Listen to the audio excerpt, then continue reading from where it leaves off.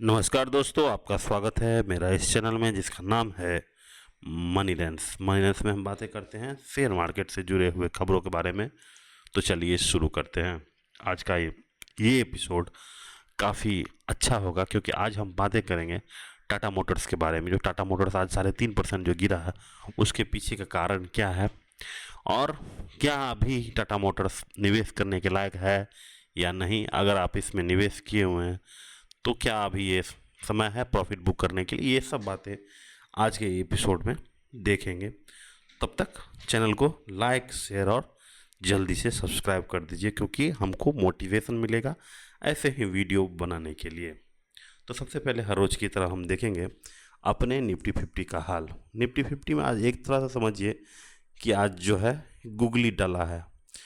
Googly क्या है, कल हर लोग समझ रहा था कि निफ्टी 50 जो है गिरेगा क्योंकि एक तरफ से इजराइल और ईरान के बीच जो लड़ाई चल रहा है वो लगातार दूसरे दिन या तीसरे दिन, जितना भी दिन हो, लगातार अगले दिन के लिए प्रवेश कर रहा है और लड़ाई का अभी फ़िलहाल रुकने का कोई चांस नहीं नज़र आ रहा था। तो इसीलिए हर मार्केट का जो पंडित है वो सोच लिए थे कि आज जो है मार्केट नीचे गिरेगा और हर लोग थोड़ा थोड़ा कैश में थे कि आज हम थोड़ा सा डिप्लॉय करेंगे अपना कैश को।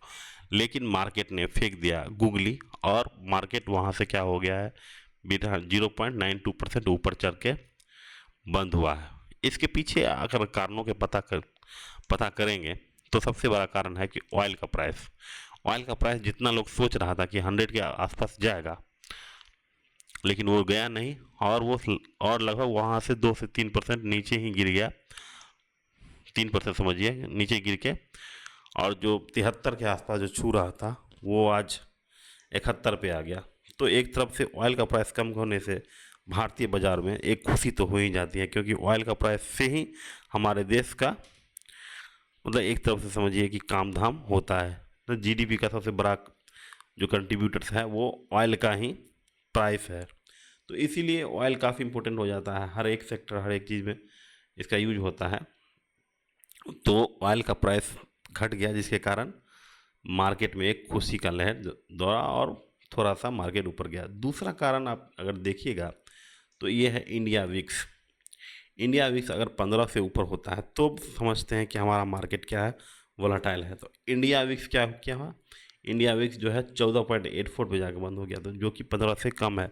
तो जब भाई इंडिया विक्स को आप देखने के बाद पता चलेगा कि अगर वो नीचे गिरा है, और दूसरी तरफ S&P विक्स को भी देखिएगा, S&P 500 का जो विक्स है वो भी नीचे की तरफ आ रहा है। तो एक्चुअली में मार्केट में कोई वॉलेटिलिटी नहीं है, इसलिए मार्केट में जो है शेयर ऊपर चढ़ा। क्योंकि अब मार्केट भी जान चुका है कि इन लोग का ये डेली का रोज़ रोज़ का बात है, तो इन लोग को अब डिस्काउंट करते जा रहा है। इससे पहले रसिया यूक्रेन का जो लड़ाई हो रहा था तो मार्केट बहुत सारा लड़ाई देख लिया है, इसलिए अब मार्केट इस लड़ाई को डिस्काउंट करते जा रहा है और कह रहा है कि भाई इन लोग का डेली का है, थोड़े दिन के बाद ये क्या हो जाएगा, मार्केट थोड़े दिन ये लोग लड़ेंगे, उसके बाद लड़ना बंद कर देंगे। तो इसीलिए मार्केट में अब एक तरफ से तेज़ी का माहौल चल रहा है। लेकिन ये क्या एक छलावा है कि सिर्फ मैनेज किया गया है निफ्टी 50 को। अगर निफ्टी 50 को मैनेज किया जाता है तो सिर्फ जो है जो हैवी वेट है, यानी जैसे HDFC बैंक, रिलायंस, ये सब भागता है। लेकिन यहाँ पे ये सब जो है Bharat electronics, SBI life, UltraTech cement, यही सब है। तो ये सब कंपनियां होने के कारण मार्केट मैनेज नहीं है। तो ये जो है मुझे लगता है कि ये आज का जो रैली है वो बरकरार रहेगा, वो हो सकता है कि आगे कुछ दिन और चले थोड़ा थोड़ा ऊपर चल के। तो ये तो थी कि निफ्टी 50 का हाल, कि ओवरऑल मार्केट में क्या हुआ है। और एक खबर आई है कि मॉर्गन स्टैनली इंडिया है, आप जी न्यूज़ पे या फिर जो जितने भी टीवी न्यूज़ हैं वो लोग मॉर्गन स्टैनली का जो रिपोर्ट आया उस पे जो है पीआई इंडस्ट्री को जो अभी 4000 के आसपास है, उसे 5000 का टारगेट पीआई इंडस्ट्री का दिया है। क्योंकि पीआई इंडस्ट्री को लगता है क्या कहते हैं, मॉर्गन स्टैनली को लगता है कि पीआई इंडस्ट्री में अभी यहाँ से अपसाइड मूव बाकी है। क्योंकि एग्रोकेमिकल में जिस तरह का ग्रोथ आ रहा है, उसके कारण भी ये लोग ने कहा है कि भाई 5,000 जाएगा, और इसको आज मार्केट ने काफ़ी पॉजिटिव लिया है, और लगभग जो 3700-3800 के आसपास था वो वहाँ से 4% ऊपर चढ़ के 4140 पे जाके बंद हुआ। तो अभी फिलहाल अभी थोड़ा सा ये इसको देखिएगा तो स्टॉक पीच 39। अब यहाँ सबसे बड़ी बात है, यहाँ पे देखिए तो अगर अगर स्टॉक पी क्या हो गया 39, देखिए हाईएस्ट पे इसका पी था 62, यानी लगभग अब क्या हो गया कि पी का एक तरफ से कॉन्ट्रैक्शन हो गया, आधा पी हो गया। लेकिन अब पी आधा हुआ है तो आपको लगेगा कि जो इसका शेयर प्राइस भी है आधा हो जाना चाहिए, लेकिन शेयर प्राइस आधा नहीं हुआ है, थोड़ा ही गिरा है, वो भी 5,000 के आसपास या 4,700 4,600 से गिरते हुए 3,000 के आसपास गया था। तो इस जो मार्केट में जो 60 का पी का स्टॉक जो अभी 30 में बिक रहा है, तो आपको भी ऐसे स्टॉक की तलाश होनी चाहिए जो अपने हाईएस्ट पोजीशन से थोड़ा थोड़ा गिरा है। तो एक्चुअली में ये 30 पे मिल रहा है, जो अभी तक का सबसे लोएस्ट पी के आसपास बिक रहा है। जी हाँ, देखिए 28 पे चला गया था और यहाँ धीरे धीरे होके 35-36 पे पहुँच गया। तो एक्चुअली में लोएस्ट पी पे है। और दूसरा बात यह है कि एग्रोकेमिकल में ग्रोथ होने के कारण पीआई इंडस्ट्री भी आगे बढ़ने का प्रयास करेगी।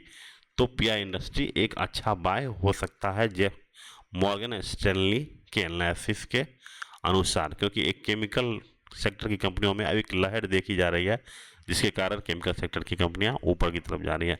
अब आते हैं अपने सबसे इम्पोर्टेंट टॉपिक पे, जो आज हम मार्केट शुरू किए थे। तो यहाँ पे टाटा मोटर्स में आप देखिएगा, टाटा मोटर्स में आज लगभग 3.5% का गिराव आया है। तो 3.5% का जो गिराव आया है, उसके पीछे अगर कारण को देखिएगा तो JLR जो है, मतलब JLR जो ब्रिटिश में टाटा मोटर्स की जो सब्सिडरी है, वो जो लैंड रोवर और जगुआर बनाती है, उसके मार्जिन जो है वो बोला है कि मार्जिन हमारा कम हो जाएगा। यहाँ पे देखिए the premium car checker experts it's EBITDA margin for 2026 के लिए द रेंज 5 से 7 होगा, जो कि 8.5% पहले फेसियल में था, यानी पहले 8.5 या 9 के आसपास मार्जिन हुआ करता, जो श्रिंक होके 5 से 7% होगा। क्योंकि देखिए BYD आ जाने से एक तरफ से यूरोप में जो BYD की सस्ती कारें जो आई हैं, वो एक और सस्ती कारें हैं और काफ़ी कंफर्टेबल और ज़्यादा फीचर के साथ है। तो लोग आजकल BYD को यूरोप में ज़्यादा पसंद कर रहे हैं। इसके कारण JLR का जो वैसे भी सेल है वैसे भी डाउन था। तो फिर भी आज जो है एक आउटलुक आया है, जिसमें ये बताया गया है कि कंपनी के द्वारा कि हमारा जो मार्जिन है 5 से 7% ही रहेगा, यानी मार्जिन कम हो गया। जैसे मार्जिन कम हो गया तो मार्केट इसका जो है पीक जो है कंट्रैक्शन करना शुरू कर देगा। अभी भी देखिए 9 के आसपास है, तो 9 से और नीचे आ जाएगा। लेकिन अब जैसे ही इस टाटा मोटर्स में फिर से डीमर्जर आएगा, जो कुछ ही अप्रूव मिल गया है, कुछ ही दिनों में हो सकता है कि टाटा मोटर्स का डीमर्जर हो जाए, तब अगर EV सेक्शन आप लेते हैं उसमें टाटा मोटर्स में, तो वो अच्छे वैल्यूएशन पे आपको मिल रहा है।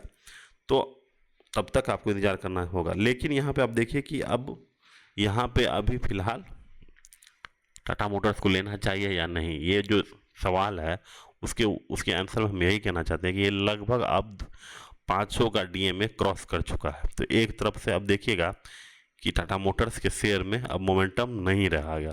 तो नहीं रहेगा तो यहाँ से अब धीरे धीरे क्या होगा, टाटा मोटर्स नीचे चलेगा। भले ही वो अभी 9 का पी पे है, वो और इससे नीचे चले जाएगा, क्योंकि अब जिस तरह का गाइडेंस आया है JLR का, उसी तरह का सेम ही हम लोग सोचते हैं कि इंडिया में भी ऐसा है। क्योंकि अगर एक जगह पे अगर इम्पैक्ट हो रहा है तो वो दूसरी जगह पे भी कार सेलिंग में इम्पैक्ट करेगा ही। तो यहाँ से अब जो है ये धीरे धीरे अब डाउन ट्रेंड की तरफ जाएगा। अगर आप टाटा मोटर्स के निवेशक हैं, अगर इसमें इन्वेस्ट किए हुए हैं, तो अभी फ़िलहाल अगर आप प्रॉफिट में होंगे तो थोड़ा थोड़ा करके प्रॉफिट बुक करने की आवश्यकता है। अगर आप अब फ्रेश अगर खरीदने का सोच रहे हैं तो थोड़ा देर रुक जाइए, मार्केट को स्टेबल होने दीजिए, टाटा मोटर्स के शेयर को स्टेबल होने दीजिए, तो फिर इसमें निवेश कीजिएगा। तो हमारा वीडियो आपको आज अच्छा लगा तो चैनल को ज़रूर ज़रूर ज़रूर से लाइक शेयर और सब्सक्राइब कर दीजिए, क्योंकि हमारे लिए ये लाइक शेयर और कमेंट ही सबसे परे है। Thank you, have a nice day.